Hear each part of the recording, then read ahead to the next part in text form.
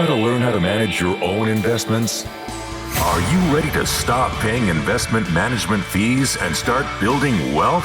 The DIY Investing Podcast is dedicated to providing you with the knowledge, skills, and resources you need to be a better investor. Learn how to make investments through the use of fundamental analysis, mental models, and business management insights. Now, here's your host, value investing expert, Trey Henninger.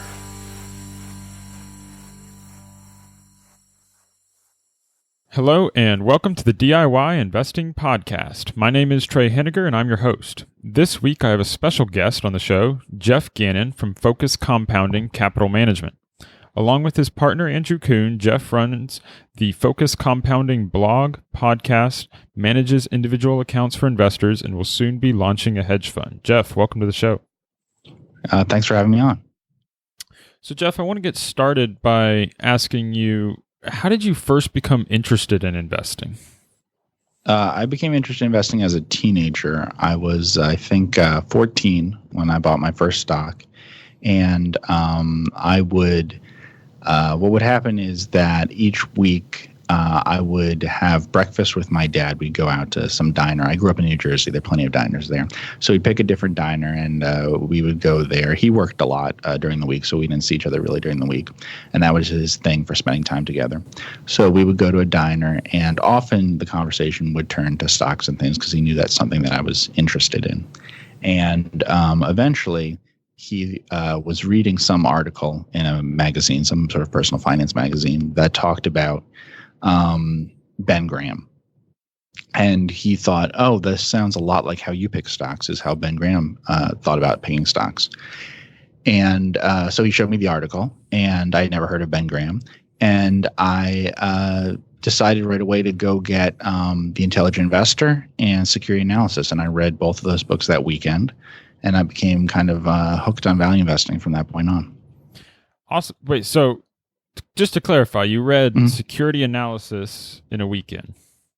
Because that's and the Intelligent Investor, yeah, sure. Yeah, and the Intelligent Investor, because that's not normal, I would say.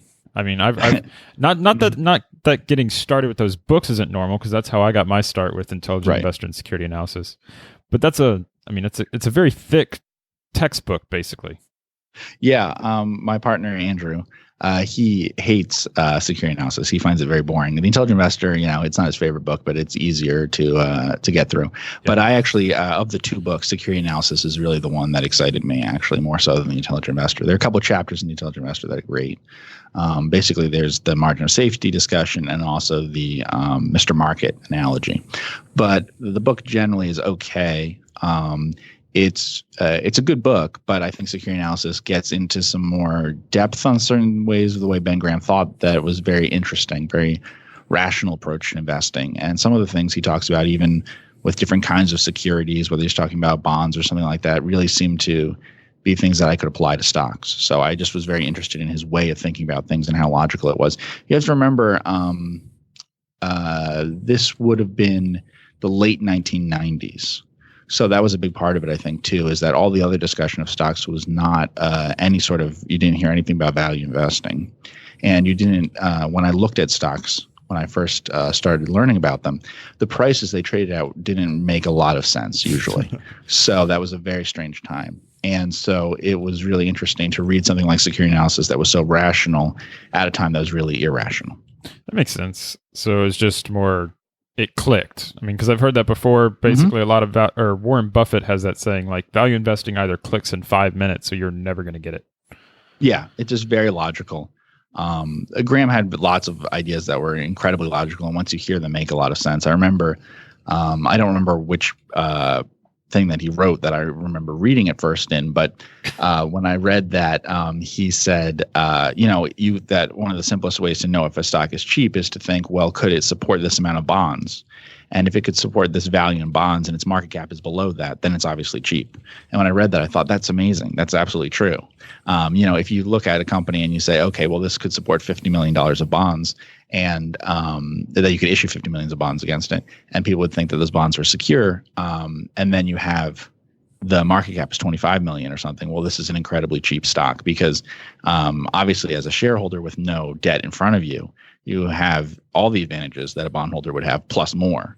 So it should never trade at a price like that. And yet sometimes there were stocks that did. So he just had so many things like that he would talk about that are so logical. And the moment you read the sentence, you understood that he was saying things that made a lot more sense than how most people practice investing. Yeah, that makes perfect sense. So I mean, if you were just saying, okay, if you have $50 million in bonds, or you could have $50 million in bonds, and you'd be like, oh yeah, that makes sense. You could still have an operating business beside that, but there's no bonds.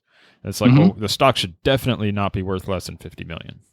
Right. And what's amazing about that is we all can see that today much more easily because of private equity, because those kinds of companies would be scooped up immediately. Because if someone could borrow $50 million to buy a company, then obviously it's going to trade up to 50 million or more eventually, because people who are in the business of putting in very little equity to take over companies will do that. But this was a time when when Graham was first writing security analysis and things like that, where there was none of that stuff. Yeah. So, after the 80s and things, that was just familiar to everybody, but not back then. That makes sense.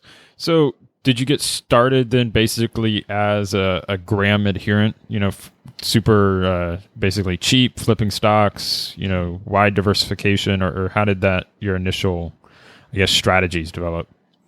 That's interesting because at first I would say, although my dad said I was very similar to Ben Graham in my thinking, the truth is perhaps I was a little bit closer to the way Warren Buffett thought about things. Warren Buffett's difference from Ben Graham, even from the very beginning, was he was willing to concentrate a lot more. He was willing to learn a lot more about the business as a business. And so even when he bought very cheap things, he bought fewer cheap things than Graham would. Graham would buy 100 stocks if 100 stocks qualified for his sort of criteria. Whereas Buffett would say, let me look at the 100 that Graham owns. I'll buy 3 or 4 or 5 of them. And he'd go learn about the companies.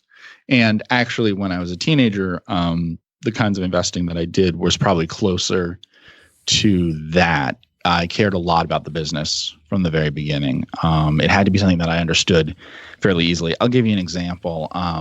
My dad really wanted to diversify into something having to do with healthcare. So he said, well, I don't know anything about that or whatever, but you look at these things and find me a healthcare stock that I would like. And I did. And I looked at all the big pharmaceutical companies first, read all about them, their annual reports and things, and said, well, this doesn't make a lot of sense. I really can't tell what their return on their R&D is and things like that. And, I don't know enough about what they'll be able to replace things when things come off patent and whatever. So you can't own these kinds of things. But I found a company that did basically urine and blood testing. Okay. And I learned about that, and it was in the local area. That's usually how these things start. They're kind of regional, and then they get bought up, and eventually you get these national ones that are built from a bunch of buyouts. But I realized I could look at things like root density and stuff like that and figure out why they would have advantages and why someone in an area would become the leader in this sort of thing. And it was very predictable. So I said, yeah, you don't buy any of those big pharma things, buy this little testing center thing. And so that's the sort of way that I thought about things. And in terms of my own things that I own for myself, they were usually businesses that I could learn about firsthand in some way. I bought stock in a company that I worked for when I was 14 or so, or 15, which was I worked as a cashier in a ShopRite, which is a grocery store chain and a supermarket chain in New Jersey. But it's a co-op. So actually, the company, there's a private company, Wakefern, that owns the distribution and stuff like that for it. But the actual stores are all run by usually their families and things like that who were members of the co-op. But it happens that one of them is publicly traded. That's the one I worked for, and that's a Village Supermarket. And so I bought that stock for myself. But I also bought things like I bought Activision, which is a well-known company now. It's Activision Blizzard now. But at the time was very far behind, in terms of popularity of the stock and things like that, was far behind Electronic Arts. But I played lots of computer games and things like that, and some console games by that time, and knew a lot of people who did. And so I had some familiarity with that stuff. I bought Coinstar, which is a coin counting machine. At the time, that's all it did, is coin counting. And that reason why I bought that was because as I worked as a cashier at the ShopRite, I realized how profitable that business was. In terms of how high they could take commissions. I realized that the people who spent the money in the store immediately after getting they would bring in like $60 of quarters or whatever, and then they get this little receipt, and it would be like found money for them. They really didn't care about how high the commission was that they were paying, and they would use it in store to buy stuff right then, a very large percentage of them.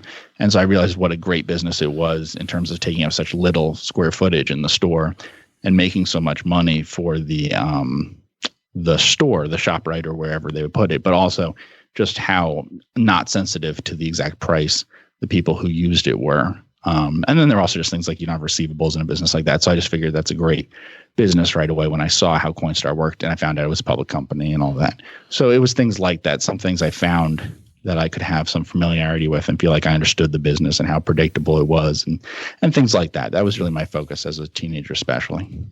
Okay. So certainly it's good that you knew you interacted with it in person. There's been some commentary that, you should invest in what you know, but you also don't necessarily want to, if you're just like a customer, you might overestimate your ability to evaluate the business. Did you ever feel like that was a concern for you, or did you? So let's see. It's a little complicated. Invest in what you know is true to a point. There's very little about a business that you need to know to understand customer behavior and things like that. There's a couple sort of variables about a business that really, really matter. You're not going to know things about, for instance, I worked at a supermarket. I didn't know things about the family that ran it and stuff. I knew a little bit. I happened to know like a lawyer they used or something, but because it's just local. So some things like that. But I didn't need to know things like that. And you could figure those things out through filings and stuff. To enough to make guesses and kind of have an understanding of it. But what you wouldn't know unless you were at the locations, which was the big thing for me buying that company. So that company was facing the stock was down. It was probably, it was definitely underpriced to book of 1. It often traded at, I'd say, a 5 or 6 P. There were probably several years where you could have bought it at 5 or 6 P. We're talking about Village Supermarket. And it was, a thing I guess people didn't understand is a very large percentage of their stores were in northern New Jersey. All of them were in New Jersey at the time, but especially in northern New Jersey. Now, down the shore and stuff is different, but in northern New Jersey, the towns, it'll be difficult to get permission to build a new store, but particularly difficult to get permission to build additional parking. And people living in other parts of the country, like where I live now and stuff, they're used to going to a Kroger that, has parking all around it, and you can open competing stores easily, and you can have Whole Foods come in and build a Walmart right next to them, whatever. The likelihood of that happening in those places was very, very slim. So the two concerns they had were in the stock that people talked about were, one, online grocery shopping actually was a concern. And it's like 20 years later and it's barely made a dent. But at the time, the internet was getting big. So people figured that things like that were going to become very big. They didn't, but that was a concern. The other one was that people figured that Walmart would take over grocery market share in New Jersey. And I lived in New Jersey, so I could see that was not going to happen. Walmart didn't have a chance in that area, I've lived there myself. That's not going to happen. Yeah. So, but a good example though is like the parking thing. So it was the store I worked in, for instance, didn't have enough parking. So literally people would have to circle around at times of the day. They had sometimes not that great relationships with tenants next to them and stuff because of issues about parking and about how much they were causing overflowing of stuff into other people's areas and hurting their business and whatever. There was another location of that same company that I know a restaurant alleged, I don't know if this is true, but they claimed that a ShopRite that this company owned pushed the landlord to not renew the lease for the restaurant just so they could demolish the restaurant and use it for parking. Wow. So those kinds of things give you an idea of the moat around it. And so if people think when you're not in the area, you may think, and I read write-ups that people had online where they say like, oh, well, this competition can come in, but it can't come in because to have these stores were often 60,000 square feet or something. To have a 60,000 square foot store that's doing at that time the equivalent in today's dollars, like adjusted for inflation, would be $1 million a week, at least in sales, the store I worked at. That's a high volume for a supermarket. The average shopping trip is like $50 or $60 or something. So you can imagine how high that has to be in terms of number of people coming in and out of the store. That's just too many people without a lot of parking and without permission for all sorts of things from the town in a very dense area. I mean, just for perspective, the entire state of New Jersey is 10 times more densely populated than the country. Northern New Jersey is much more densely populated than the state overall, too.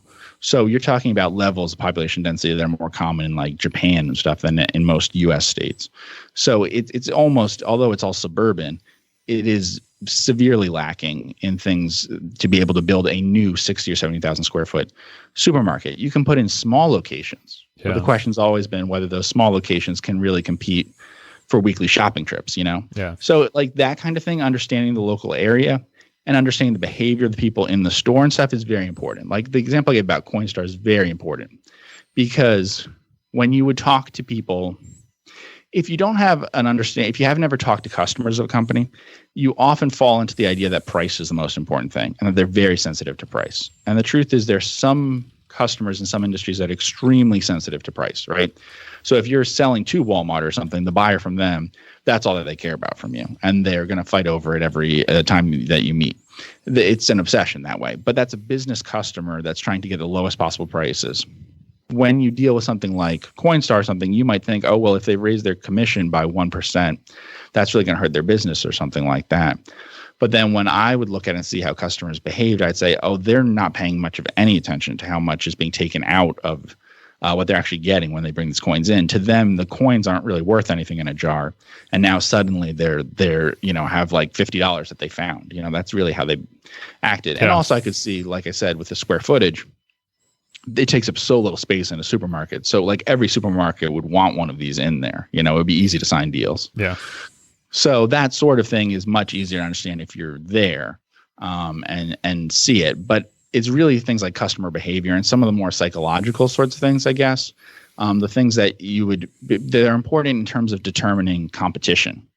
Because as an outsider who doesn't know anything about business, you kind of fall back on sort of economic theory and stuff.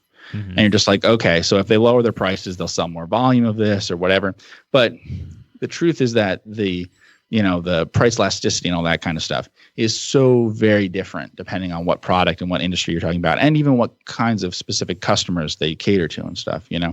So so there's just this assumption that, okay, well, if you can open supermarkets in most of the country, which is true, then you can open it anywhere. But that's not really true, because if you lived in Northern New Jersey or Southern California or wherever, you go, oh wait, actually, it would be really hard to open up stores here. And there are ways to find that out. Like if you look at supermarkets very carefully, you can see that there's very different returns on capital based on where their locations are, and it has to do with inventory turns. So you could, if you were a really good financial analyst, figure out, oh, wait, if you have extremely densely populated areas where it's hard to open up new stores and the stores are really big, they're having really high inventory turns, which means they have low margins, but they actually have even higher returns on capital. Yeah. So like at a site level, they're really good businesses. But I found very few people who kind of figured that out on their own without having some experience with it to ground it, Mm-hmm. Just reading the 10K, they really miss those kinds of things. They don't understand why that's happening. Well, that's, I think, a very good overview of the benefits of kind of knowing the business at an integral level.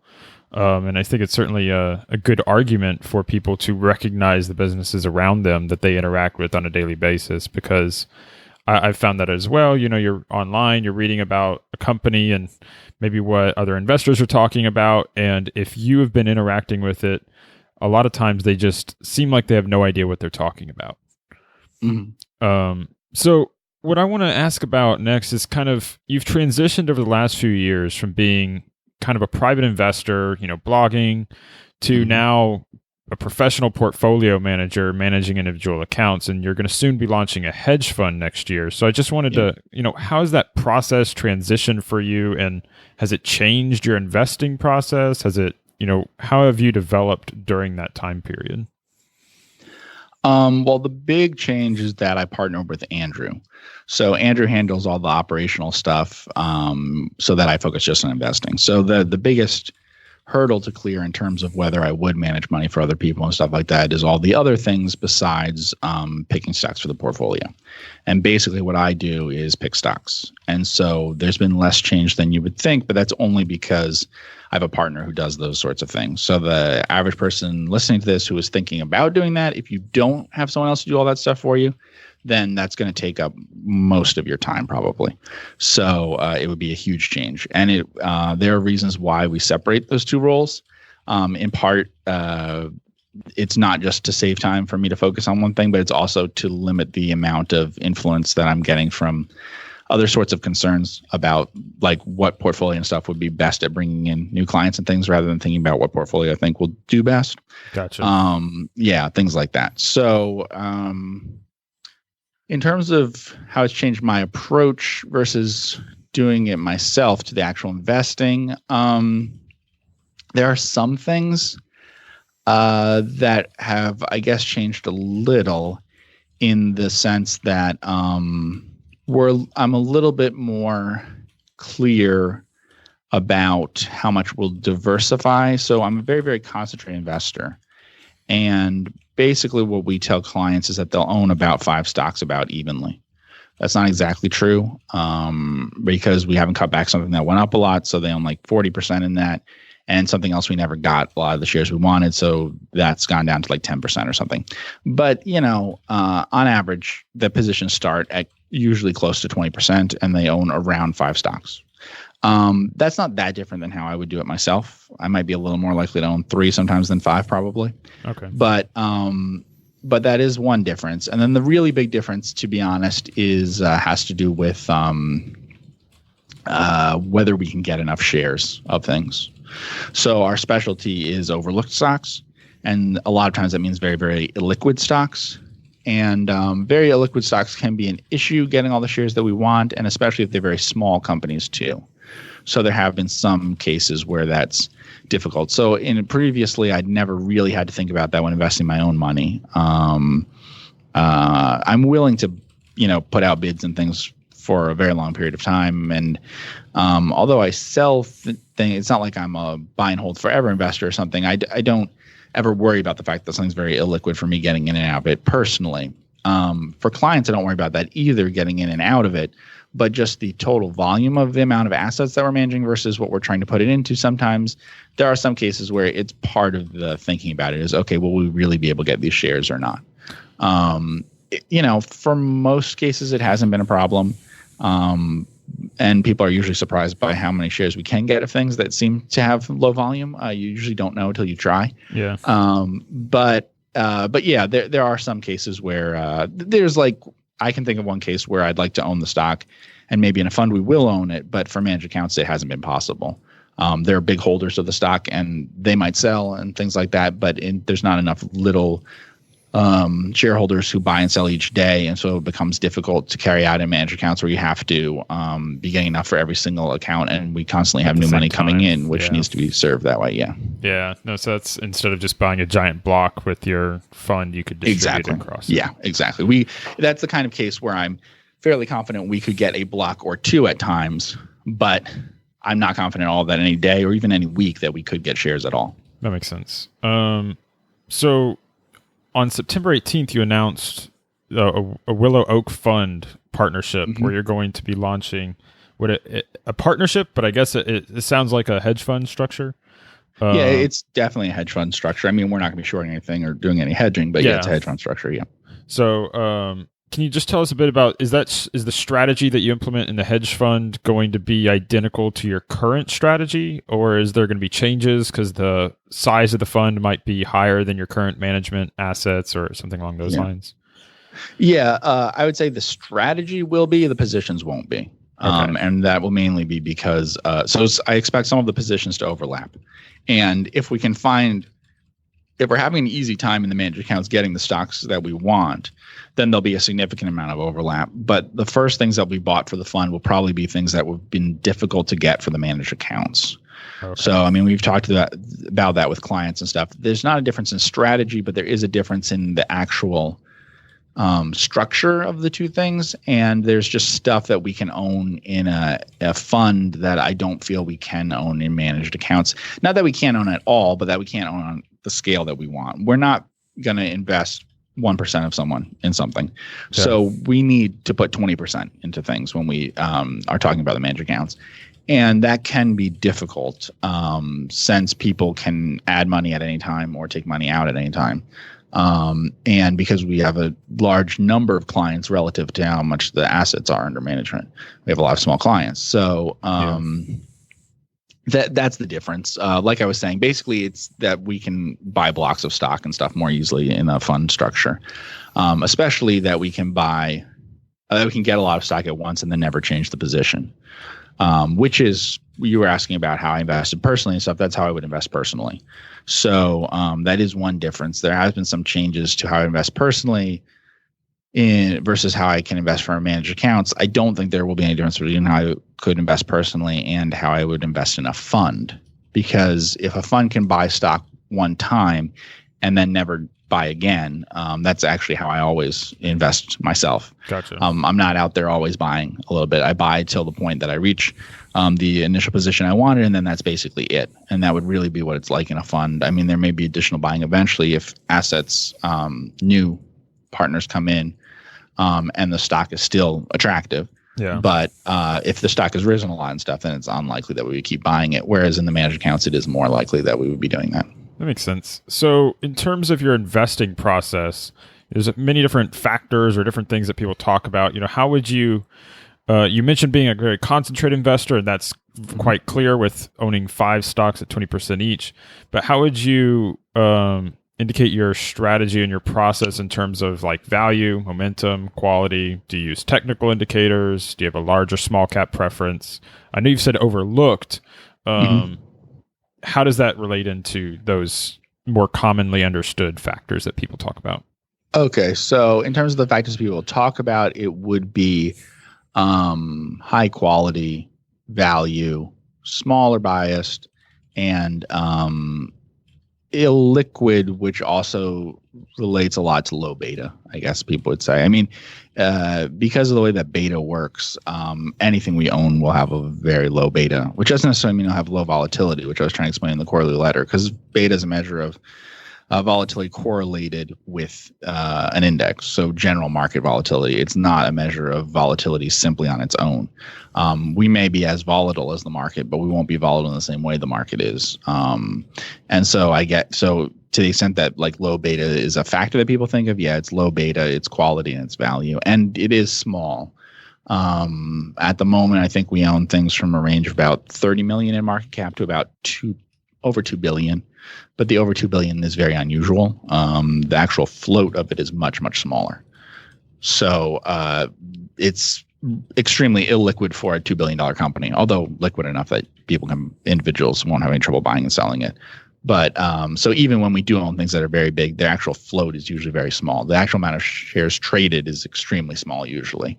So really illiquidity more than size, but illiquidity and size are so closely correlated that we would also be considered like small cap or micro cap. Gotcha. So basically you're not using momentum or technical indication. No, definitely not. No. Yeah.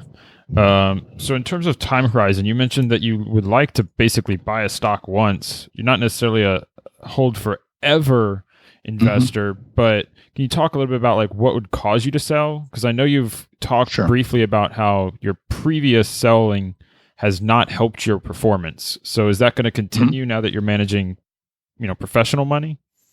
Yeah, that's a thing to be concerned about. So I've gone back and looked at my performance and where it came from and things like that.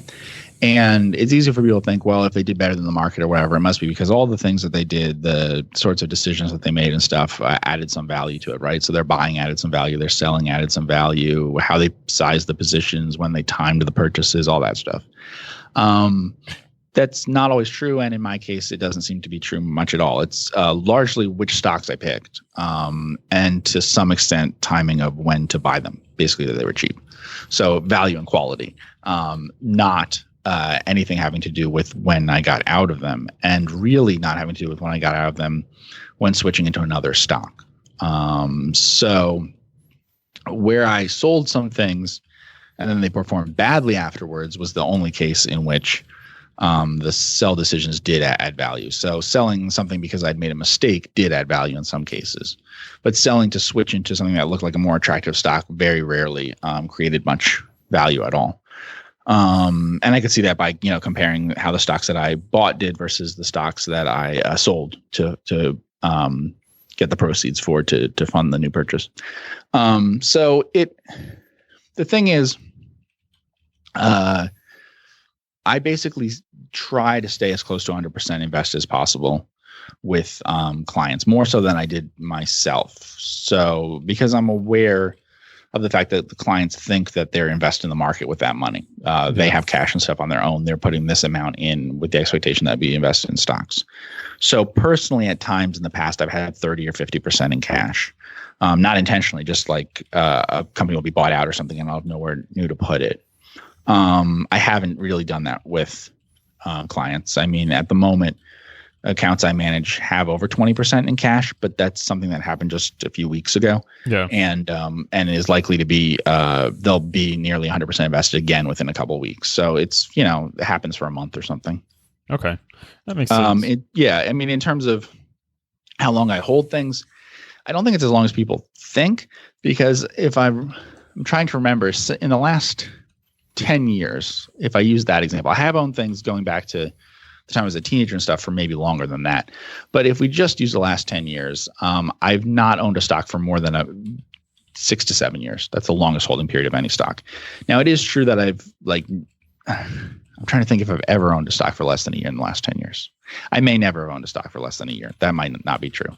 So it's possible that everything I've owned has been longer than, a year and a half or something, and less than 6.5 years. Everything has fallen in that range. But so with that range, you're talking, annual turnover could range somewhere between 20 to 30%, something like that? Yeah. I think theoretically a 20 to 30% turnover would be optimal, probably, in terms of what I've seen of funds and things like that. It's I don't know that no turnover is all that helpful. And I don't know how much it matters or your turnover is once it gets to 100% or 50% or something like that. But it is true that having turnover less than 50%, it has some benefits to it. Yeah. So you don't think that the, let's say tax deferred benefits of, not ever selling, the good businesses you buy are worth it per se? Well, I think there's a limit to that. So if you look at Buffett or something, in terms of things he invested in, I see big benefits for him in the first 10 years. After that, I don't see the benefit because the amount of overvaluation in the things that he owned for more than 10 years gets too extreme versus the new things he could buy. Oh, okay. So there's a tax benefit to it, sure, but it's just that things aren't staying cheap enough long enough. Once a stock gets moving and gets popular, it's often not the case that it keeps outperforming decade after decade. There may be some examples, but I can think of any of his best investments. They're heavily weighted to the first 10 years in terms of even when you calculate the annual returns out to today, even if he's owned it for 20 or 30 years, the returns in the later decades aren't that amazing. So it's possible a 10% turnover would still be helpful versus 20% or something. It's possible. I can't rule that out.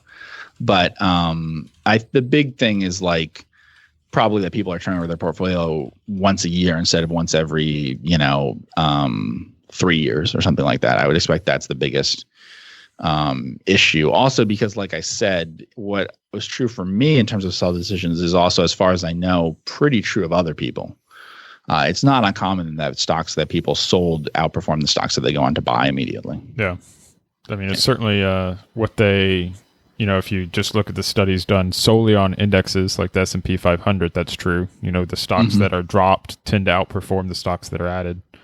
So, from just general studies that people might be aware of and can fact check. But so how do you evaluate management of a company? What are you looking for as your, basically investment partner? What do you want the CEO and the management to look like? How's their capital? What are you looking at?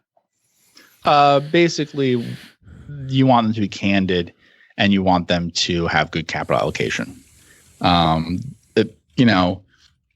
Everything else is pretty secondary to those first two things. the reasons why I would eliminate investing in something because of management almost always have to do with those two things. It's hard for me to imagine cases where there's another reason why I would rule out an investment just because of management. It would be a lack of candor or a lack of adequately rational capital allocation. So some sort of harmful thing in either of those two categories. There are cases where management's really smart and does good things to add value beyond that. But those are the two kind of really important things. I mean, that's got to be 80 or 90% of what matters in management is just those two things. Yeah. Do you put like executive compensation under like the capital allocation category? Like if it's extraordinarily high, or is that just, again, something else that's secondary? Or it's secondary. I wrote once about like ad agencies. Ad agencies have incredibly high compensation to their CEOs and to other senior people. And if you do the math on it, they're very big companies, the biggest ad agency groups. So even with the incredibly high compensation, it's hard to come up with a case where you would rather your CEO be compensated less and make any sort of worse capital allocation decisions. They're allocating so much more capital that the returns on the capital each year are so much bigger, the difference between them, than their own salary, that their own options and everything taken together.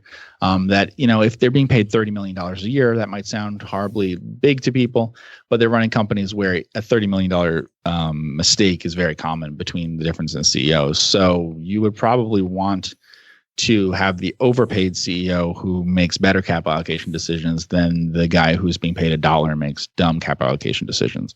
Now, I think that's not that common. I can't think of many cases of people who take almost no salary and yet make bad capital allocation decisions. Usually people take almost no salary are founders or people who are very focused on their share performance and get their compensation basically through owning a lot of shares that then go up in value.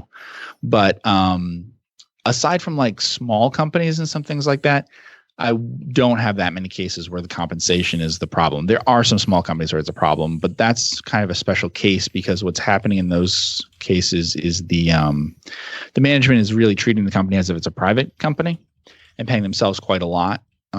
So like I was thinking, I know of a company that's a microcap and management pays themselves like a $500,000 base salary, and there's a couple different people in management, and that's basically a way to extract the profits for themselves instead of having them go to shareholders.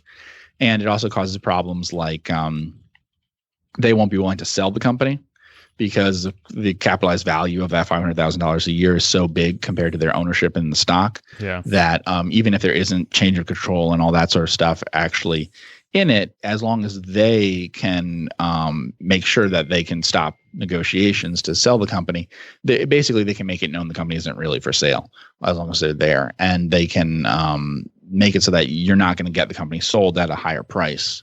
So I can think of many microcaps where it's a problem, but I think of it a little differently. Like they're basically using their compensation as a way to take out profits instead of letting them go to shareholders. At huge companies, I don't know that compensation ever gets to levels where it would be a huge problem, except in cases where there's a lot of dilution. Yeah. And with dilution, I calculate it just based on the drag that I'll get from it. I don't calculate it in terms of the actual amount of compensation in dollar terms. That's not the issue that bothers me. It's how much. So if a company on average is going to issue, let's say 1% to 2% of their shares outstanding, then I just factor in that I'm going to make 1% to 2% less a year in the stock on my investment in the stock than I would otherwise expect to. So you just need the prospective return to be a little higher then. Yeah, you would need the return to be higher. Absolutely. Okay. And I've seen companies where I can kind of live with that. Like I said, some advertising things, some consulting things in technology and stuff, they do that. And it's an expectation in the industry that people are heavily compensated with equity. And it's not just the top management. It often goes down to the top 100 people or something in the company expect heavy equity compensation and low base salary.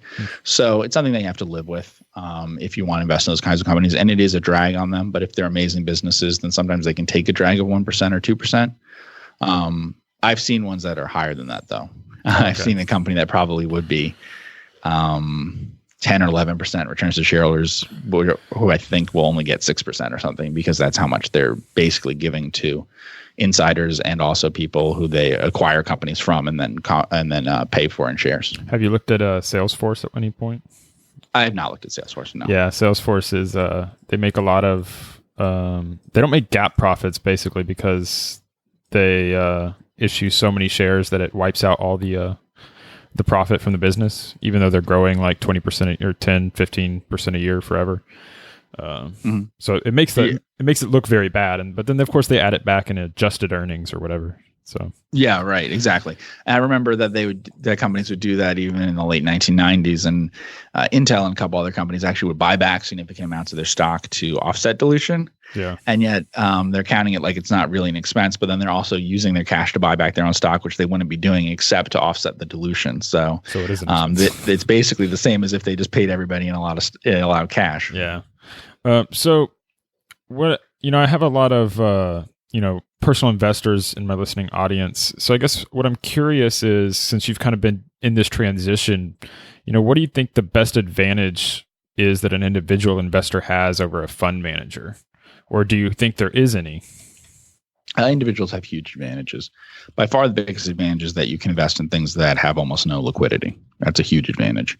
And if you can find something that you'd be willing to get into without the possibility that you can get out quickly, that's a tremendous advantage. Because even when I was talking about us having a real focus on overlooked stocks, specifically, all of our clients know from the moment before they've become a client that the strategy is illiquid stocks. We still have a concern in manager accounts about how illiquid is too illiquid for things like adding new clients in and stuff like that. And that's a big reason for having a fund instead. So the ability to do some things that we'd have trouble doing with managed accounts, and an individual really doesn't have that problem. Even if you have quite a lot of money to invest, you're aware of what your own liquidity needs are. So that's definitely the biggest one. The other big one that you have is you can just focus entirely on absolute return and not worry at all about relative returns. I just wrote a quarterly letter, and we start in the first sentence by saying what the S&P 500 did. We're not very correlated with the S&P 500. I don't expect us to be in the future. I don't think the S&P 500 determines much in the way of our returns, but it's expected that that's how we start. Every letter, that's how you talk to people about it, is what you did with us versus what you could with the S&P 500. So, I think the ability to invest in anything, no matter really how illiquid it is, if you feel that you have the liquidity overall that you need in your financial situation, and then also just that you don't have to pay any attention to relative results. You can focus 100% on getting the best absolute returns for yourself over time. Makes sense. I mean, for an example, I think I just shared with your partner, Andrew, a company that I've been buying that basically doesn't trade for weeks at a time. Mm-hmm. But I was able to accumulate a decent position by just posting a huge amount, but the market cap's $4 million. Okay, yeah.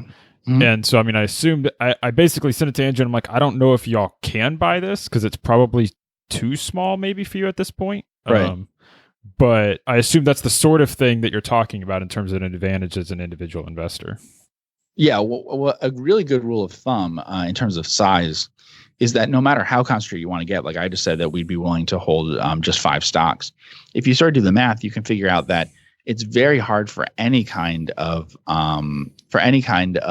fund, any kind of investor, a professional investor, to basically invest in anything that is smaller than their assets under management.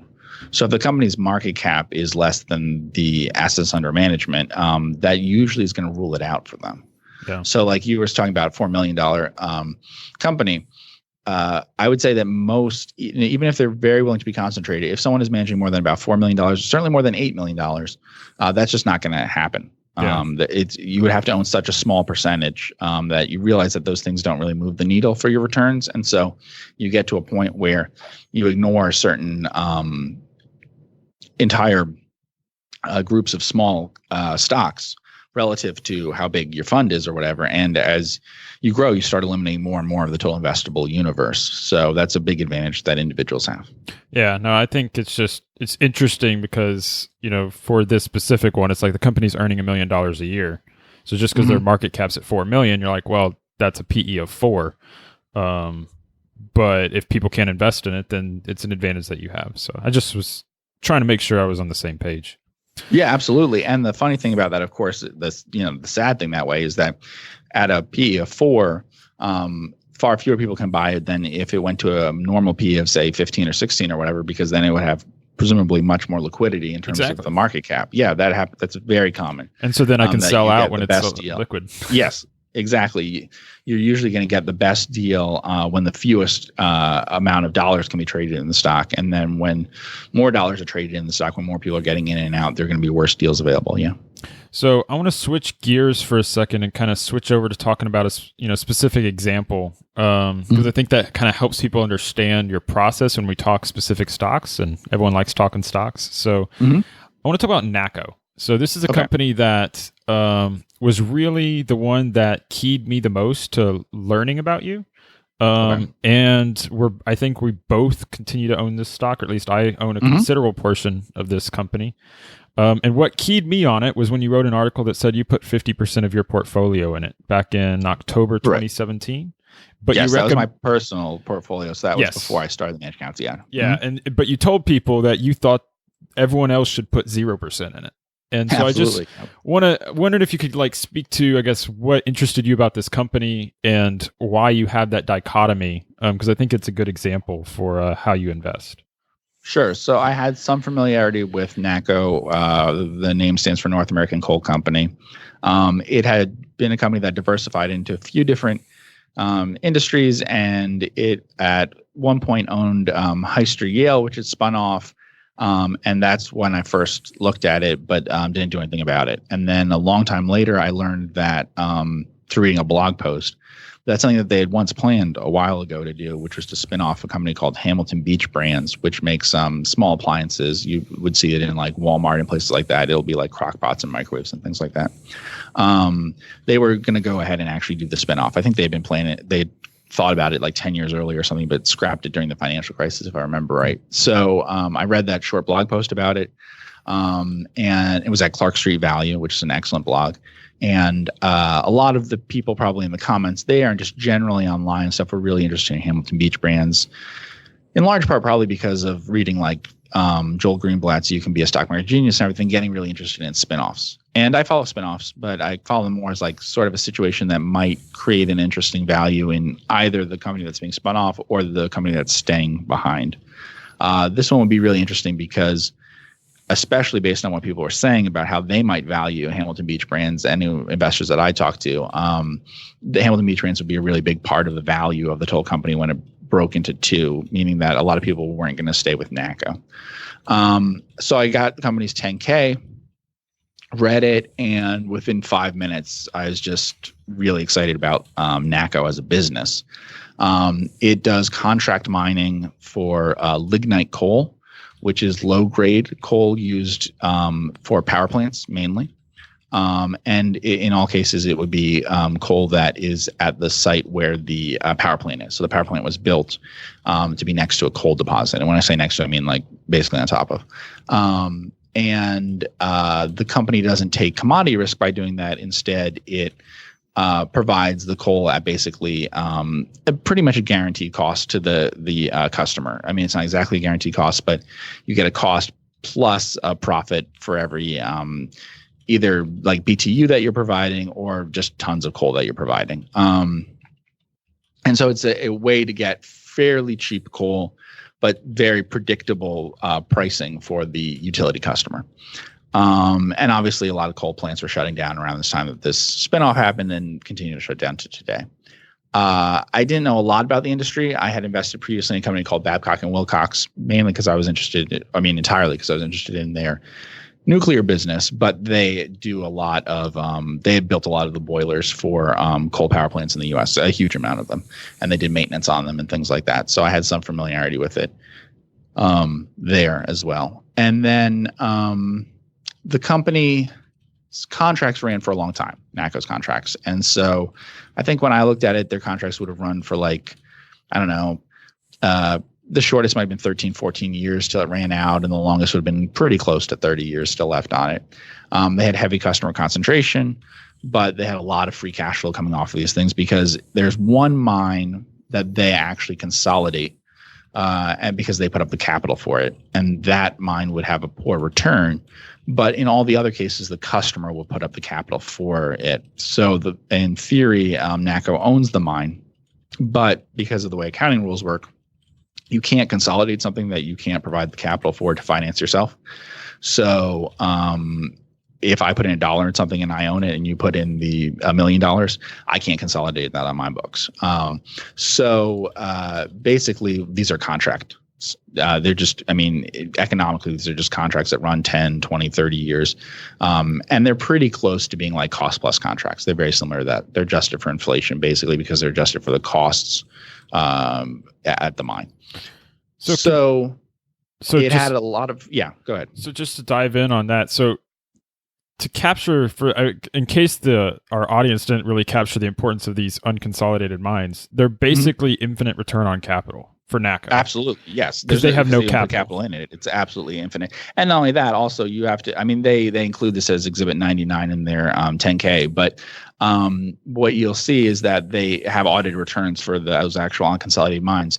And it's clear that the mines pay out 100% of their reported earnings directly to NACCO as a cash dividend every year. It's like 99% one year, 101% the next year. It is targeted exactly at 100%.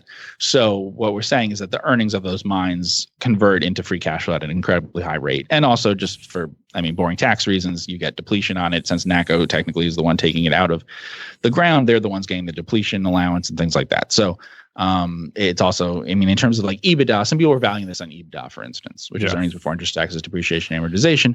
Well, you're not putting any capital in, whereas normally every other business you're comparing in terms of an EBITDA multiple has a lot of capital in it. So that's a cost to you. If you need a certain return in EBITDA terms to justify putting in $1 of capital, if you're not getting a 20% EBITDA return or something, then maybe you shouldn't be doing this. Whereas NACCO's not putting any capital in, so it should be worth a higher multiple of EBITDA versus someone else, other things equal. And then the other thing that you have is you're paying less in taxes. And, so it's converting to free cash flow at a higher rate.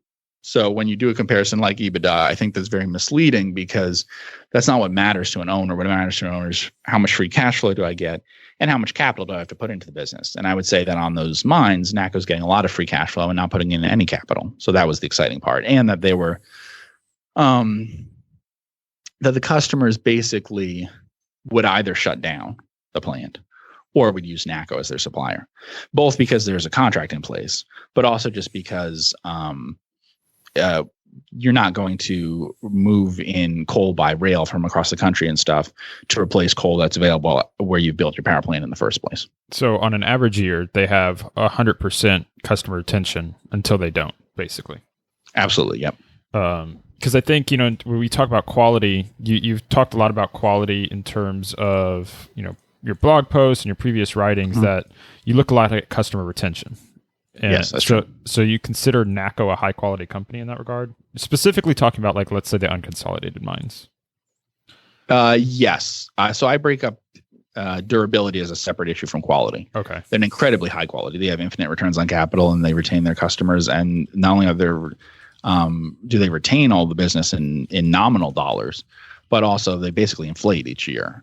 So they're actually retaining their customers, not just retaining their customers, but they're retaining payments from customers in real terms on average over time at 100%.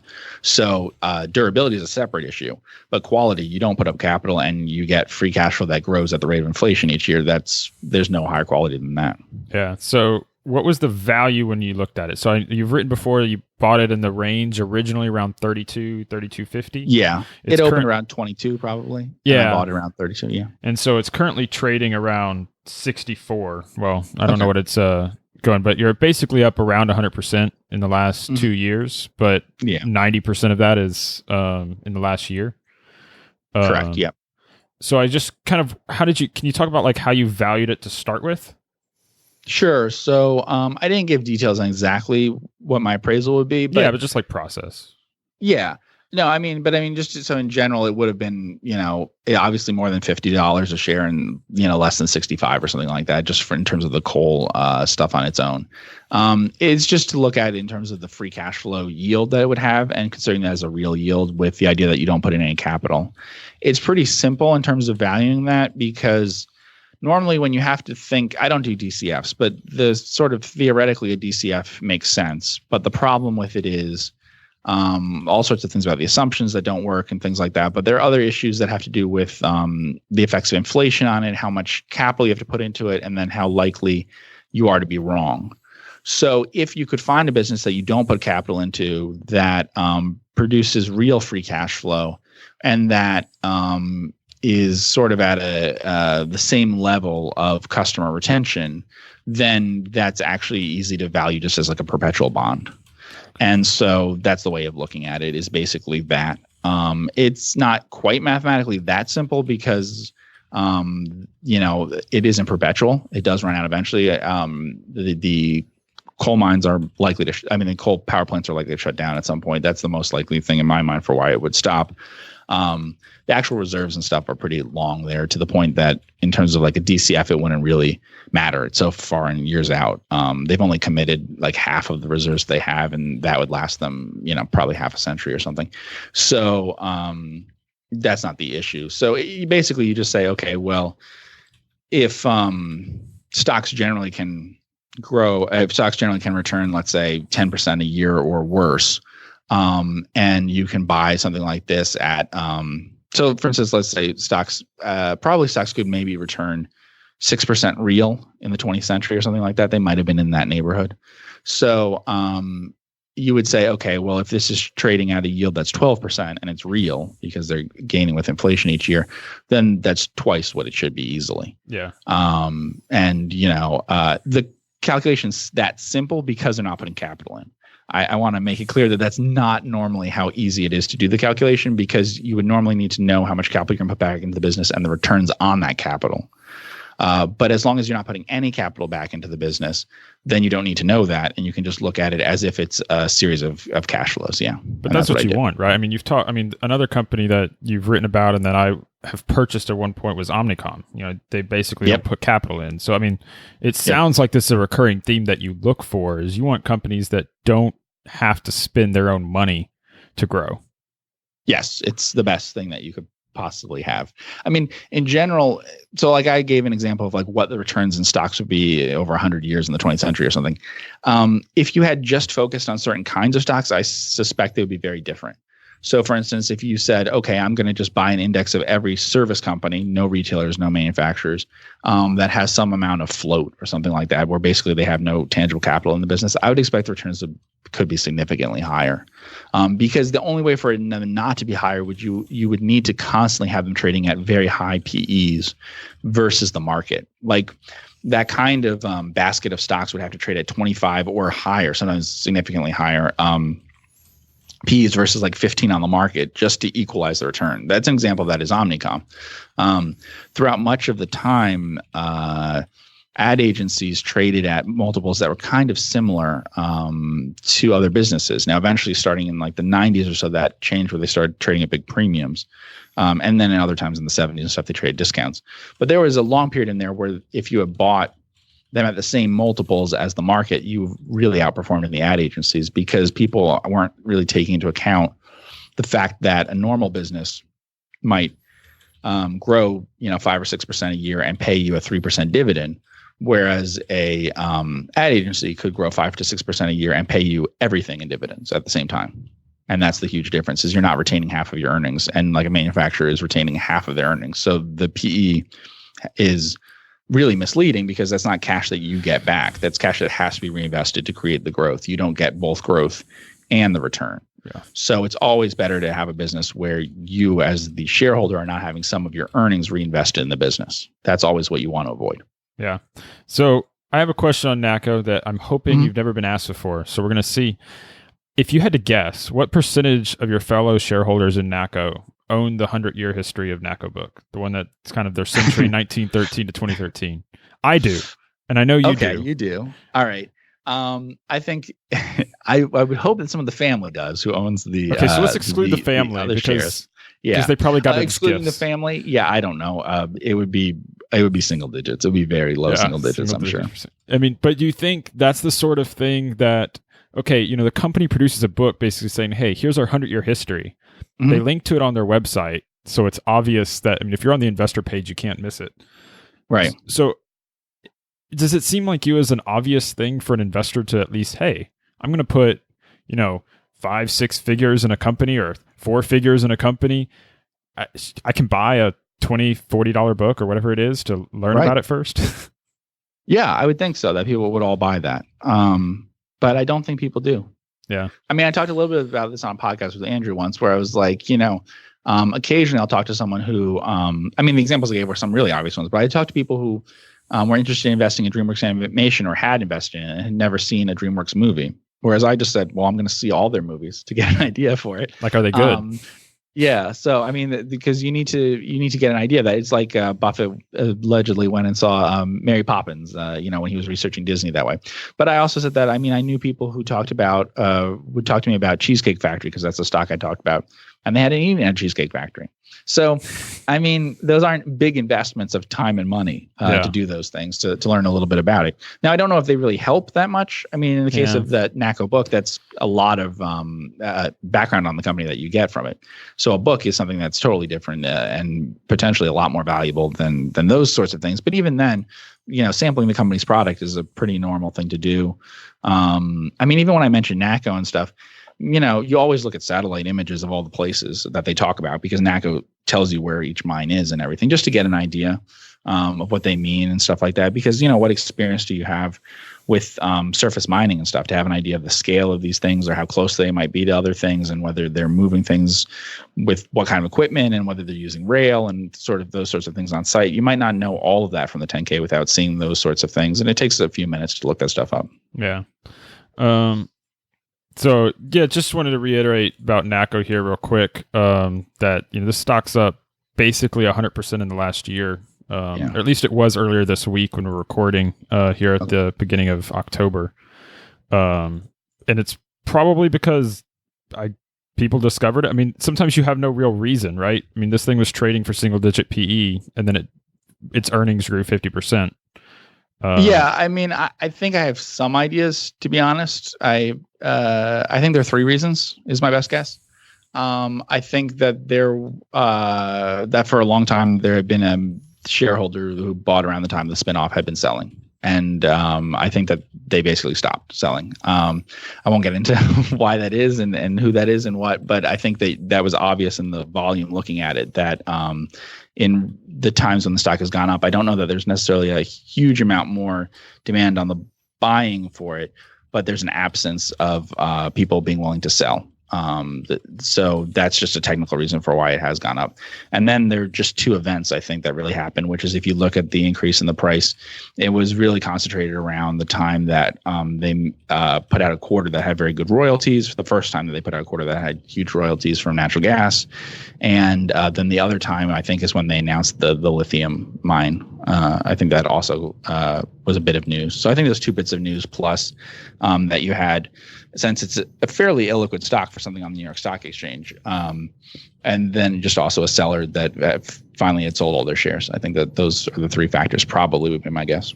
Gotcha. Yeah, we certainly never really know what's causing these things, but this is by no means a small company. It's 440 million market cap. I think I'm just estimating off of what I can see on Yahoo, so take it with a grain of salt. But it's a big company.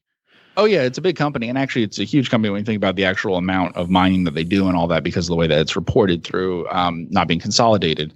They're actually a very big miner. But I'd say there were plenty of days, months even on average, where it traded 10,000 shares in a day. And, 10,000 shares on a stock that was whatever in the $40 or $50 range at that time, you're talking about not a huge amount of trading for a stock that's on the New York Stock Exchange, where that is multi-$100 million company.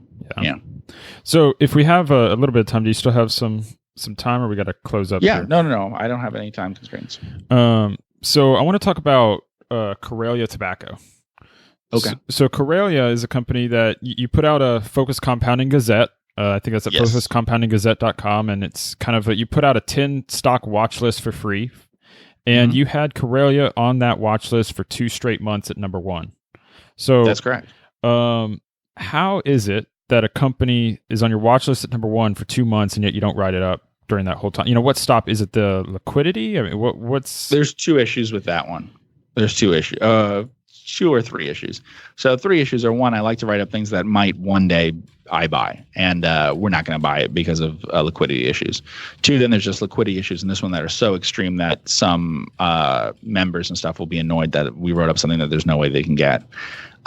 Especially being on a Greek exchange, that also turns off a lot of people, unfortunately. I know that writing up things on foreign exchanges and stuff, especially ones that they haven't bought on before, makes it much less likely that they will buy. So they just don't feel like it's as good an idea that way.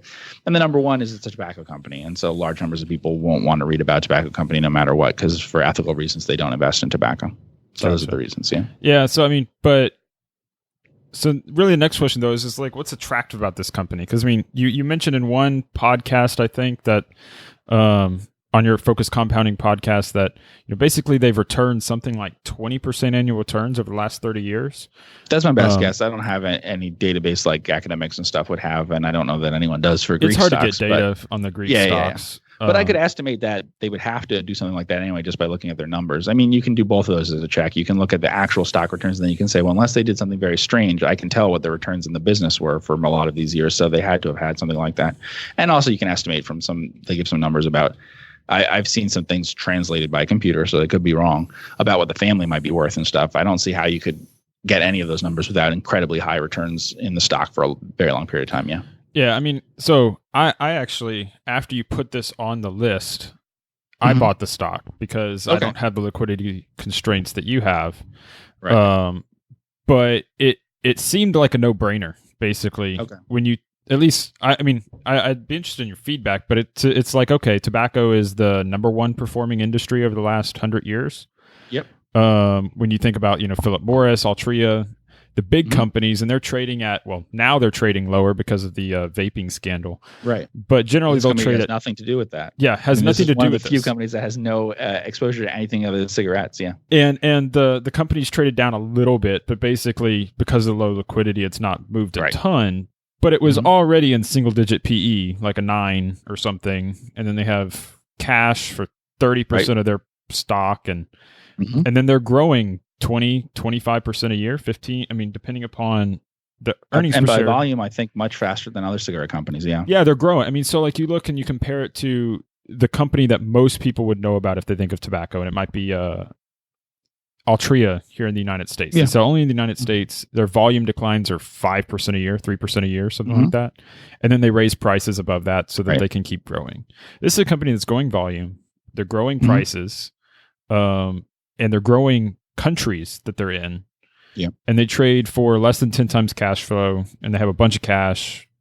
I mean, and in terms of customer retention, it's very good, if we get beside that. So I don't know. I think it's interesting because, to go back to what you said earlier, it's an advantage that an individual investor might have. Yeah, I mean, it's a huge advantage because if you think about it, what if the family decide we want to sell the company tomorrow? The bids they're going to get are a lot higher than the stock price.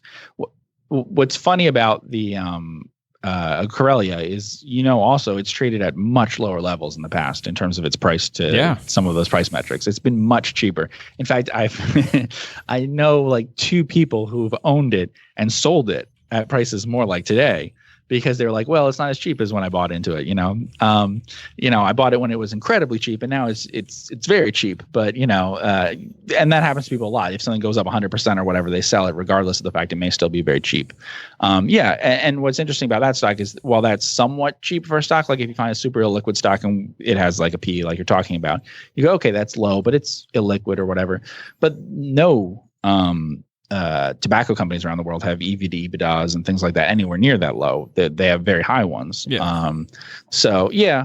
But we wrote up something on the site on someone else wrote up something on the site, but I've talked a lot about it. That was a amusement aquarium operator. So similar to amusement parks and things like that are the closest peers, and same sort of thing in that it had incredibly low valuation versus all of its peers. But the reason for that is because it's incredibly illiquid, and may also have to do with where it is, though I don't think that's as likely. It's a Singapore company that has aquariums in China.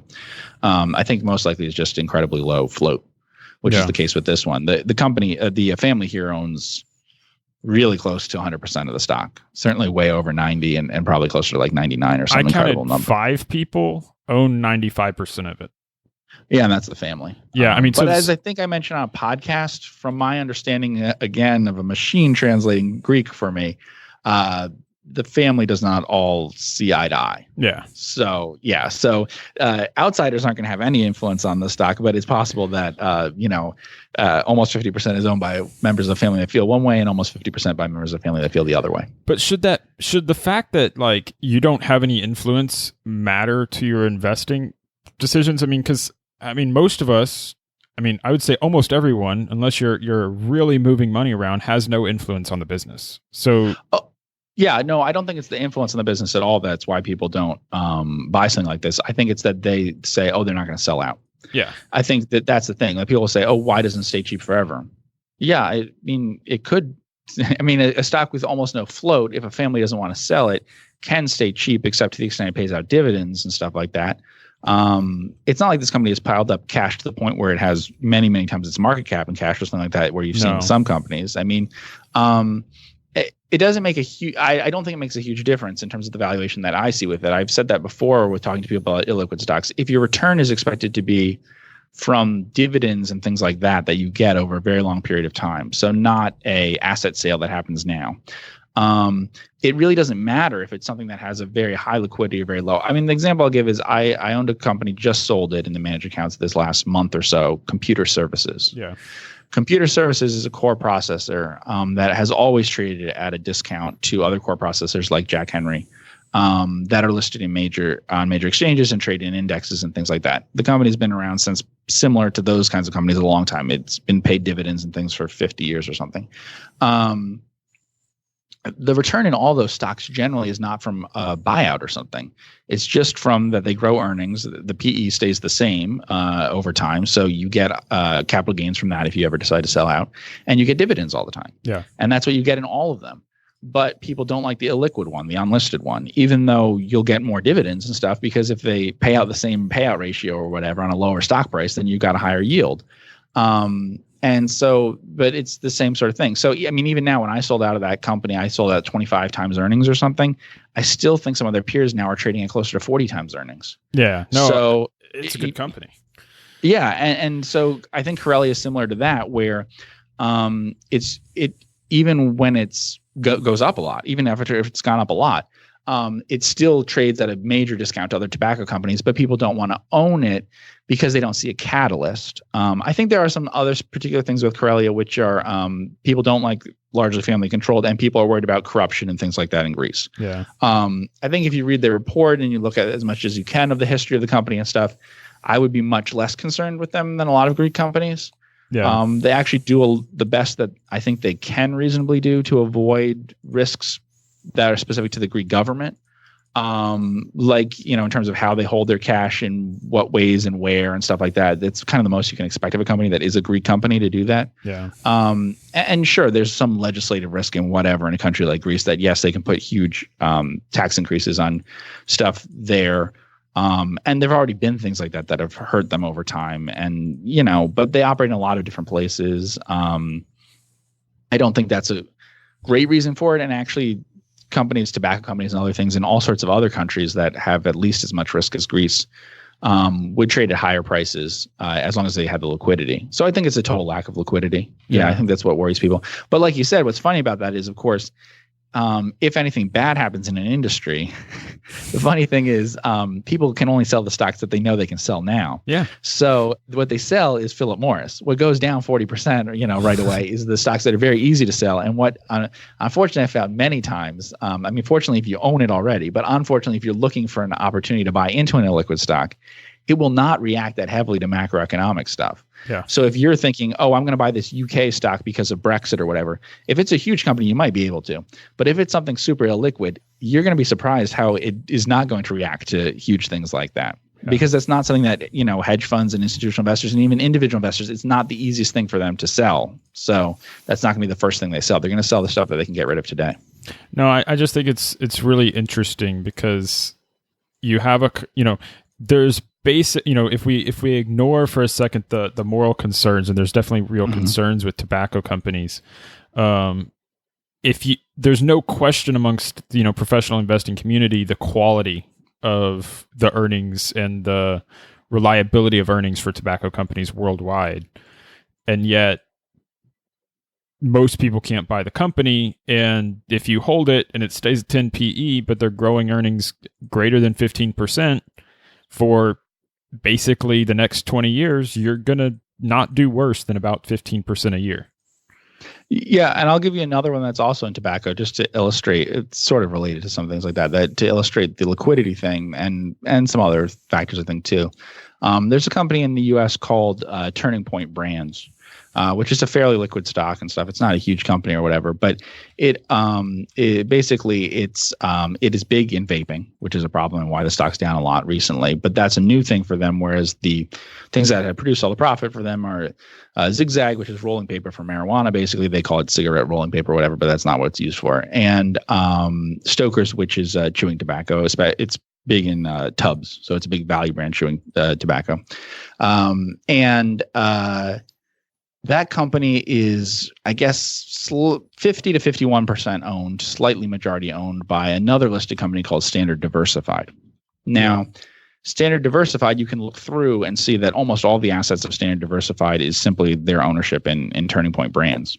However, as far as I can tell, it's always traded at a discount, Standard Diversified, to its look-through ownership of Turning Point Brands. And even in something like recently with the vaping concerns, actually Standard Diversified stock dropped more than Turning Point Brand stock did. So you have sometimes a pretty big difference. So like if, say, Turning Point trades at 10 times EBITDA or something, you can sometimes buy it by buying Standard Diversified at what's a look-through of 7 times EBITDA or something like that. And if you talk to people about that, some people are aware of the fact that Standard Diversified is basically Turning Point. But if their thing is that they really want to own, like say something related to marijuana or vaping or whatever, if they want that, there's a certain amount of that they expect other people to pay more for it. And they expect the crowd to pay more for Turning Point in a month or two or whatever on good news in that area than they do for other people to bet on Standard Diversified. So they kind of count on selling out to other people if they expect it to be about sentiment in that industry. They really want to own something that has that name in it that people recognize that way, or that's known to be a way to bet on that kind of thing.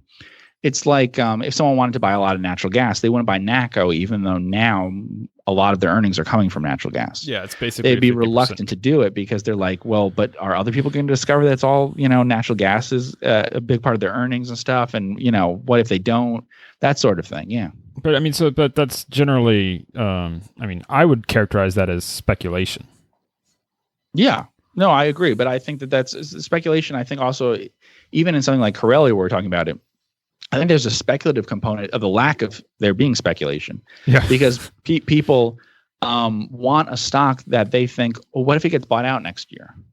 What if it goes up a lot next year? They're worried in something like Karelia. I don't see how this goes up 100% in a year or two or whatever. I mean, it might. It can. That kind of thing can happen. Yeah. I mean, NACCO went up a lot, and did you necessarily see that? That would happen in that short a period of time.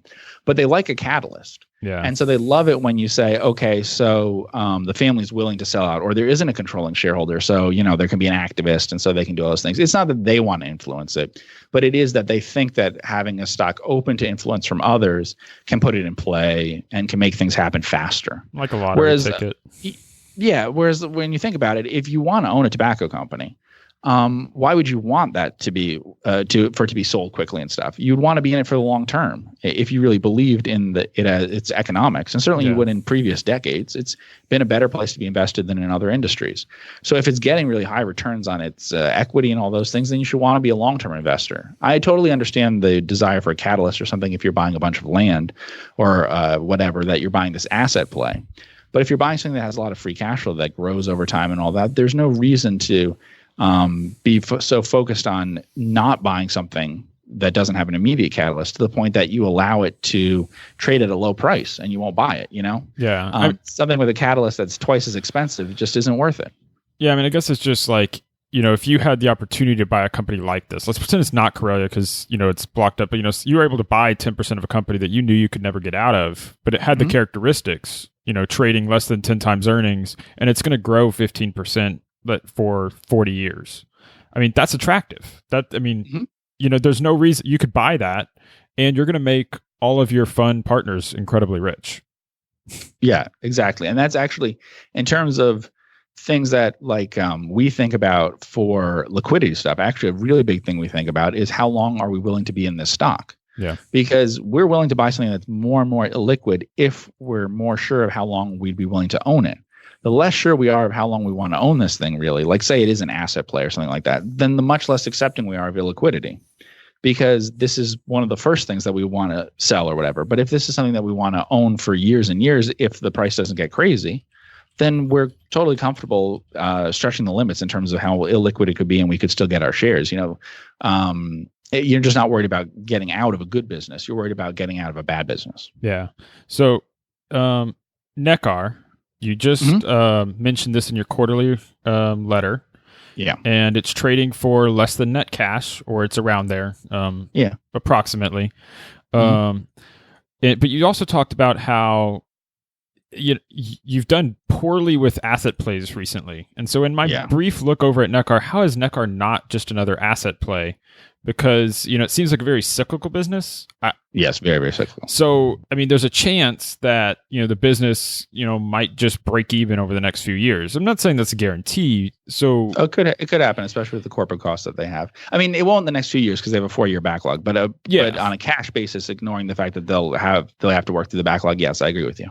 Yeah. So, I guess if, there's not a clear catalyst with Nekkar, but is this a sort of company that you buy because it's so cheap? Companies shouldn't trade for an EV of 0.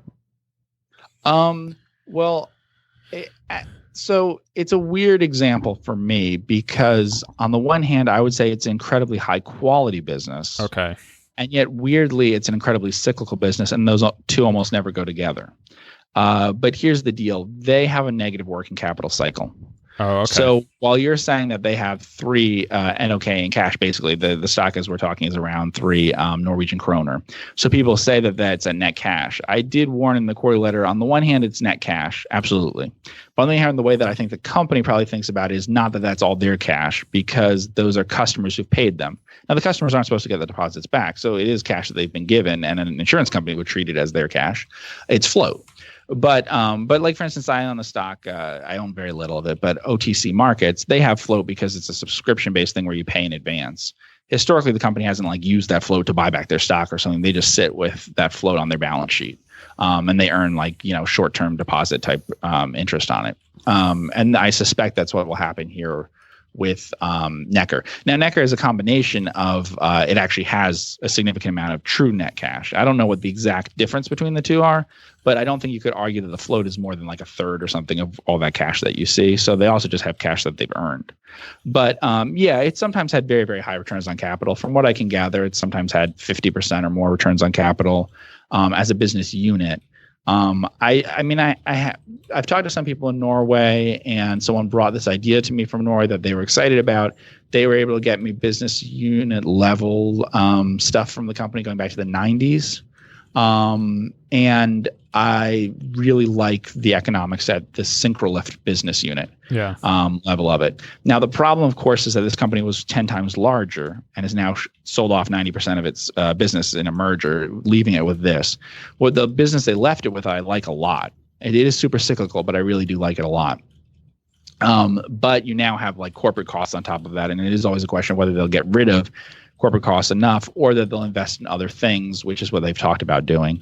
I mentioned they're getting into salmon farming, and they also did buy a little business, not very big acquisition though, that does some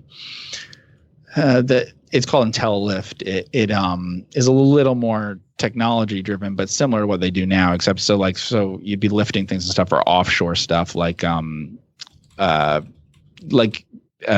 oil and gas, and also wind farms and stuff might use it, things like that. But that's not that different than what the company does, where they basically do ship lifting and moving inside a shipyard. Gotcha. Basically, what the Syncrolift, what the business is it's an alternative to dry docking a ship. So you can use it to have space and stuff in a shipyard and to move things around, to optimize certain things. I think it's an interesting product that way. And I think they have a really big position in it, because I think that it has very, very low penetration worldwide compared to using a dry dock.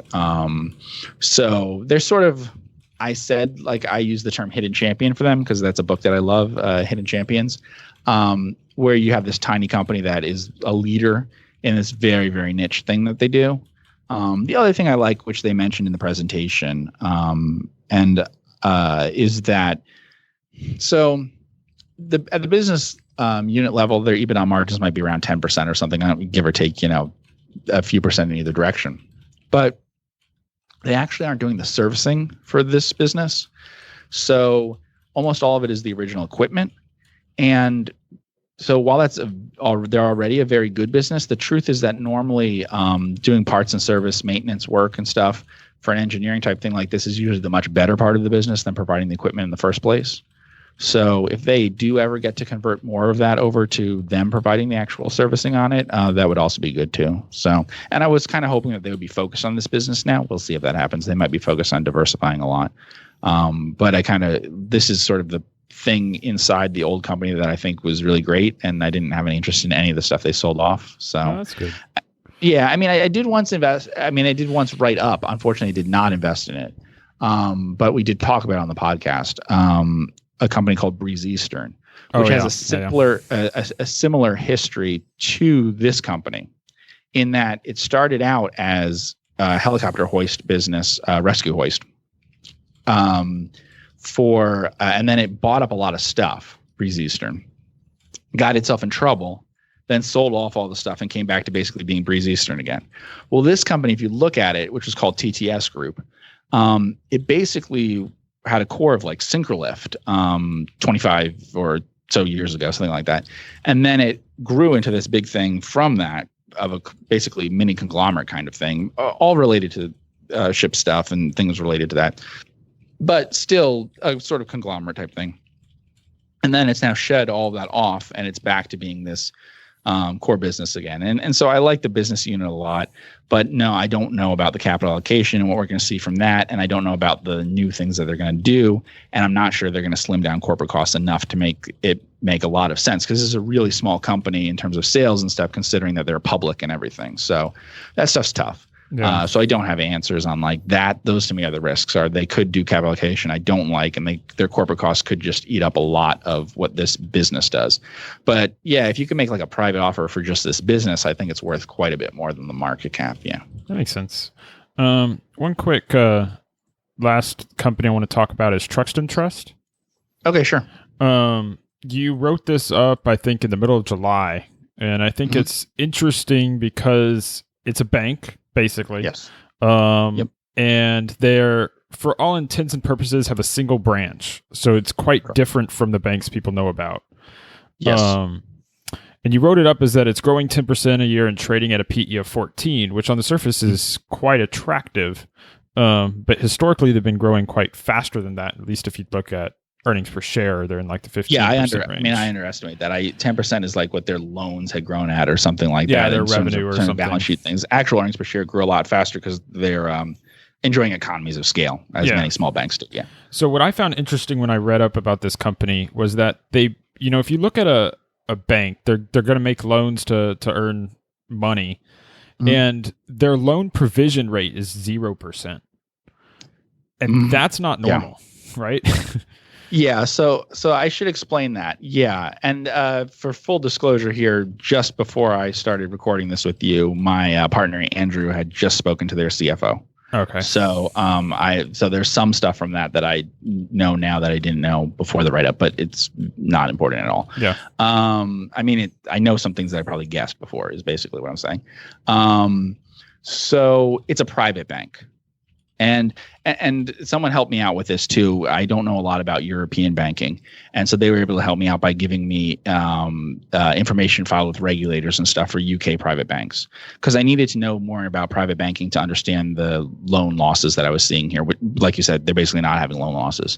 They haven't had loan losses. In fact, when they did provision, I believe they had said that they just provisioned on the basis of the historical experience of other banks in their area instead of actually what they thought they were going to lose, because they don't have sufficient actual losses of their own to incorporate into a model. I think they said that one time, but I can't remember in what I read that. Yeah.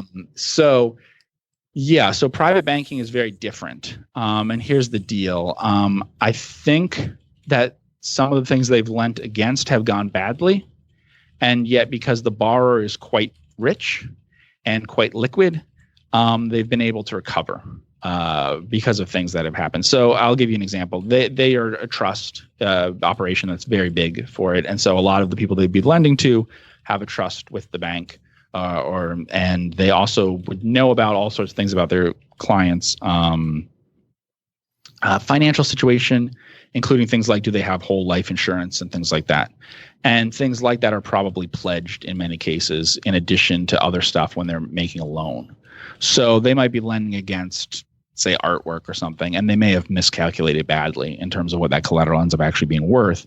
But because of other liquid things that the client has, that the borrower has, but the borrower is their client also, then I think they're able to recover it.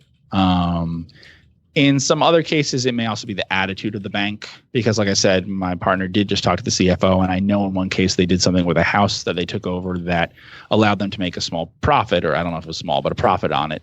But I know that a bigger bank wouldn't have done what they did. A bigger bank would have wanted to get it off the books right away instead of doing what they did. So they do give special mention on loans and things. So I can see where they have listed that a loan has some issues with it and stuff, and yet then it goes back into performing eventually and stuff. So like they've had loans that continue to pay interest, but that they warned had a problem with them, which probably either means that they know that the borrower was having financial problems, or in some cases may have just been that they were very aware that the collateral wasn't sufficient anymore, but the borrower was still making payments on it. Gotcha. Yeah. So basically, from what I can gather, there's some private banks that have extremely low loan losses to the point of virtually no loan losses. And it's because of who they're lending to. Okay. But that could be more extreme than the case with Truxton. I don't know enough about it to like say for sure, but I do know that that's the case in the UK with some of them. If you broke out some private banks in the UK versus their actual parent company that holds them, their lending losses would be incredibly low. Gotcha. And that's because they service basically ultra high net worth people. Yeah, that makes sense. I guess it was just, in terms of, we talked about NACCO, about how, in a few minutes you leap on something, you're like, that's different, because I have experience owning banks. I've owned Frost and some other banks as well. And when you think about the return that you're going to receive in terms of your return on equity, it's basically your return on assets minus the cost of assets minus your, bad loan rate. And so if you have a bad loan rate of 0, well, that's a nice advantage, I guess, in terms of banking, in terms of the returns you can receive. Yeah. And so, I mean, just to make it kind of simple this way is that I'd say in general in banking, the way that you can have extremely low loan losses is if you would be lending a small amount of the liquid assets of the borrower, which is very rare. So I think that's probably what Truxton's doing. So what I mean is like if we take the average mortgage loan that's being made for the general public and stuff, households have very, very little liquid assets. So their only cash flow is from what's left over after they have their they pay their monthly expenses from the wages that they have. So if they were to lose their job, then they have no cash flow and they have no liquidity. And then your collateral is just the value of the home. The banks that I've seen in the past, and even just from learning about things of how banking worked in past centuries and stuff, that have been extremely safe to the point of having very, very low losses, are all things that invested that loaned money to people, especially, but also businesses that had extremely high liquidity positions versus the amount of borrowing that they were doing. The two things that are a risk usually are that you just don't have sufficient asset protection and income and things like that, which people are probably very aware of with banks. But the thing they might be less aware of is just lending against illiquid stuff can be a lot harder. So if all Truxton was doing is lending to someone who has a $3 million home or something, that's a lot riskier than lending to someone who has a $3 million home and a $10 million stock portfolio. Yeah. And they might. And I don't know that they don't. In cases like that. And that may be why you see that they didn't have a loss on something where they otherwise would have. I suspect that's true, but I can't say for sure. But that's my guess, that this is particular to private banks. Okay. And Truxton kind of fits the profile you're interested in terms of Overlook, because it's basically a single bank or low beta or what? I mean, how did it first get on your Truxton's radar? a bit of an issue for us in terms of getting enough shares. Yeah, it doesn't trade much. Like, did any shares trade today? I don't think so. I don't know if it did. There are days where it doesn't trade. Yeah. My best guess is it trades around the level of $15,000 a day of stock. Which I'm averaging out. I mean, it might trade $150,000 and then not trade for 9 days, but, so that is an issue for us in the managed accounts. And to be completely honest, you've hit on a stock that, we go back and forth on whether we would buy for the managed accounts, but don't on the issue of whether we buy for the fund. Yeah. If we get a block for it, we would buy it in the fund. And the managed accounts, here's the thing with the managed accounts is that we have people commit money and stuff to the managed accounts before they fund it. They tell us that they're going to, and then they take a little while to do it. And then the money comes in, and then it takes a little while till we get that money invested in stocks for them. So, sometimes I know that although we have whatever assets under management and stuff, we may have $1 million more next month than we do this month, right? And I know that as we're buying stocks. And this sometimes presents a problem in things like Truxton, where you can imagine that if it trades $15,000 a day, and I'm thinking, even after I get through filling that, I'm going to have another $1 million that needs to be put in to do this. And I want to make sure that clients are getting similar allocations that way. It presents a problem sometimes on some stocks, and Truxton is a very good example of it, where I'd be very happy to own the stock and own it for the long term, but I'm aware of the difficulty of consistently getting liquidity in it, even though I think it's possible to get a lot of shares, because it's not a small company. It has over $100 million market cap, I think. Yeah. So it's not tiny that way or anything, and it probably has enough float that we could get it, but it doesn't have enough consistent liquidity that it's that easy to buy regularly without having an effect on the price, especially. I mean, that's the other thing. We just talked about how I don't do technical stuff and things, but I'm aware of what our own buying would have, the effect it would have on a stock. And if you look at the very long-term chart for Truxton, one problem you'll see is it doesn't go down a lot. That is a stock that has not declined down much at all, and hasn't dropped a lot on a heavy volume much ever. Like maybe once or twice in years and years. Those are tough to buy a lot of regularly without having an effect on the price. And like, I didn't get into how we bought the Nekkar, we bought and everything, but we had an awareness of what events were happening. I was looking at shareholder lists. I was thinking about, okay, so if this dividend's paid on this day, are a lot of people going to sell out before then, after that, whatever. You would like it when there's a day where there's a huge amount of volume that you can get a lot of the shares that you want. We didn't get very evenly filled on Nekkar, and if it had traded like it did every day, we might have had a lot more trouble buying that. And the problem with Truxton is I don't see in its history a lot of really heavy volume days or something. I see a trickle that's all the time. Yeah. And if we try to buy all the time, we would have a major effect on the price, very, very major effect, because there's just no one that would be selling enough to us. Yeah. So we'd have to figure out some ways of how to do that in a way that didn't have a big effect on the price. And the problem is usually not buying a lot of stock. The problem is more buying consistently. Like if we're a regular buyer, that's what really can have an effect on stock prices. Gotcha. No, I just thought it was interesting because you're absolutely right. I mean, so December of last year, we had a big drop in the stock market. Mm-hmm. I mean, but I think Truxton, that's the longest drop it's had in 5 years, and it only dropped 9%.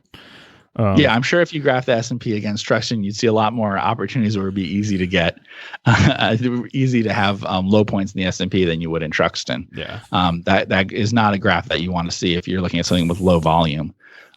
Because we're very aware of that and stuff. And people talk a lot about that, about what our costs are in terms of trading and things. And I think they assume that they're higher than they are, but they probably underestimate how difficult it is sometimes to get things. So they think that we have more, I think they think we have more of an effect on the price, and we end up paying more than we initially intended to. More often than what really happens is we have trouble getting shares. Yeah. No, that makes sense. I mean, Truxton did not trade any shares today. They were recording on a Friday. And so there were no shares traded today. I've had no problem getting shares, but I'm buying much less than you. So yes. And the other thing is, I honestly don't think we'd have problems getting the shares once. I think we could figure out how to do that. What I think we would have a problem is, this is not something, like if you think about what people do, like say Buffett or something, he wants to buy Apple. What he's probably does is, okay, well, I think I can buy 20% of the volume of Apple all the time while I'm buying it. Okay. Yeah. Well, 20% of the volume of Truxton, if we try to do that, you can think about that. That's not a lot. And that could cause problems. There's some days where there's no volume. We can't buy it that way. And it's more that, I think, than people realize, is that how inconsistent some stocks are in those sorts of things. Like I bought a stock that didn't trade on many days personally, where I bought, I would say probably a month's worth of volume in a single trade with no problem. Yeah. And then just personally. And so it's so easy to do. It would be nice and fun that we could do that. In managed accounts, it presents a problem because, sometimes you get, a new client every week that you have to put in or something, and they have to go in. And so it does create a problem that way. I mean, they're nice things for the clients. They get to see it just like a normal portfolio, like you would if you just managing it yourself personally. Yeah. But the advantage to the fund, which you don't get to see all that, is that it's all pulled together in a way that you can buy in bulk at certain times, at certain opportune times and stuff. So yeah, Truxton is a great example of something that I'm not saying we can own in the managed accounts, but it's something that we do talk about of, can we really own this in the managed accounts? And yet it's something that we'd say in a fund, we can own it. Yeah. No, I appreciate the candor. I mean, I thought it was a good example of especially what you're talking about at the end of kind of the differences for, our audience of what an individual investor can do and what professional investors might struggle with more. I've definitely seen, I've definitely seen the acquisition of stocks, like in terms of liquidity, doesn't really hurt you necessarily unless you have to be buying all the time.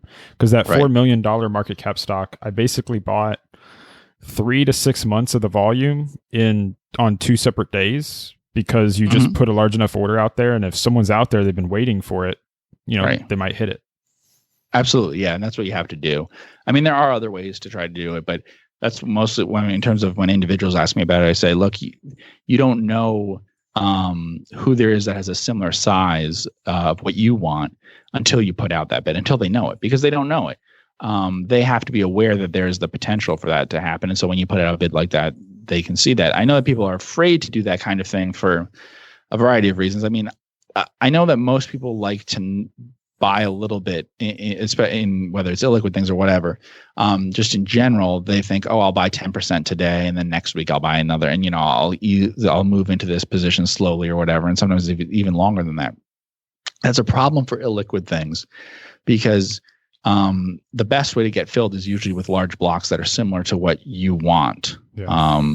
And I know that sounds weird to say large blocks, but in super illiquid stocks, even what you want as an individual is a meaningful block, in that like someone may be wanting to sell their entire position to you, not that people want to sell a little bit to you. Yeah. And like market makers are not going to be helpful in those sorts of things. Even when they're there, you're going to realize that, as soon as you buy from them once, that liquidity isn't really there from them. They're not going to stay selling to you at that price. So you have to find someone. And the easiest way to do that is to be, honest about how much you want. You can be picky about price, but be honest about the volume that you want, or you're not going to get filled. Yeah. No, so I really appreciate this discussion. I think we'll wrap it up here. Want to thank you for your time and coming on the podcast. I know we've gone a little bit long, so I really appreciate you taking the time. Is there anything that you want to promote? How would people like to get in touch with you if they want to invest with you? That sort of thing. Well, I would say that I do a podcast with Andrew every week. And so if they like investing podcasts like yours, then they probably like ours. And the easiest way to find out all information about it is about everything we do is to follow Andrew on Twitter, which is @FocusCompound, no ING. Everything's through Andrew. I don't respond to people reaching out to contact and stuff. The phone numbers you'll see, the things on the website, everything goes through Andrew. So, his Twitter is the good thing to follow to know everything about what we're doing. Okay. Well, thank you very much. I'll put all that information in the show notes so that people can have an easy way to get in touch with y'all if they are interested. So thank you for coming on the podcast. Thanks for having me very much.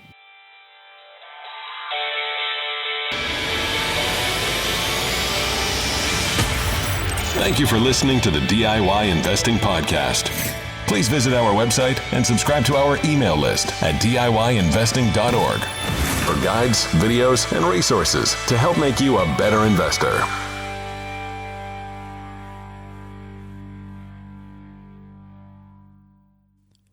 The DIY Investing Podcast is presented for general informational and entertainment purposes only.